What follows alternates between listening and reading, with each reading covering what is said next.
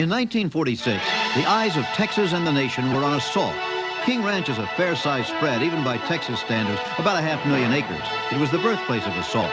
The master of King was Robert J. Kleberg, and he engaged another Texan, Max Hirsch, to train his horses.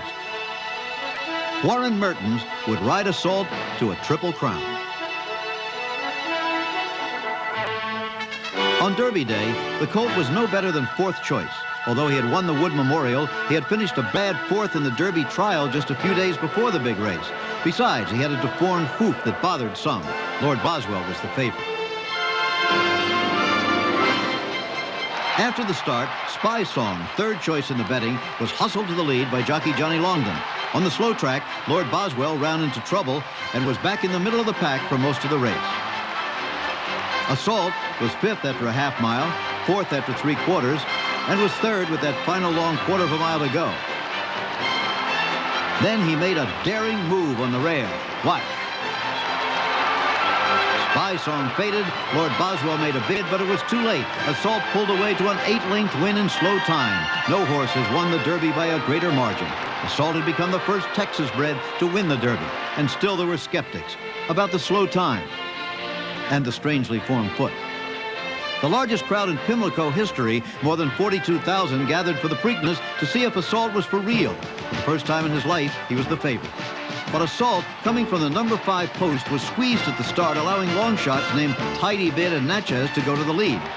To get back into it, Mertens had to use his colt's energy severely. He may have pushed it too hard. It wasn't apparent on the backstretch as Assault moved up. He took the lead midway on the turn, and coming down the stretch, he increased the lead to 4 lengths. But then he began to fade, and Lord Boswell began to close. Assault was staggering to the wire now, and just held on for a neck victory. But he had won.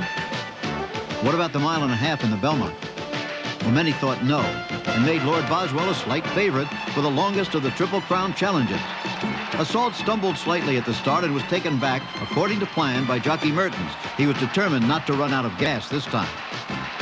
He had moved into third at the far turn. Mertens sent his horse in the stretch, and Assault was ready, moving up on Mrs. Walter Jeffords' Natchez under Con McCreary. Now Assault was all power, no hang on, just pulling away from Natchez to win the Triple Crown. He was retired to stud, tested sterile, and brought back to the races.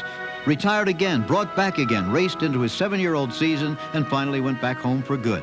He had run his entire career on that fragile, odd-looking hoof, the result of stepping on a sharp stake as a weanling. How much heart did it take to run on that hoof? No one knows, but he lived with it until the age of 28, when he was put down and buried at King Ranch.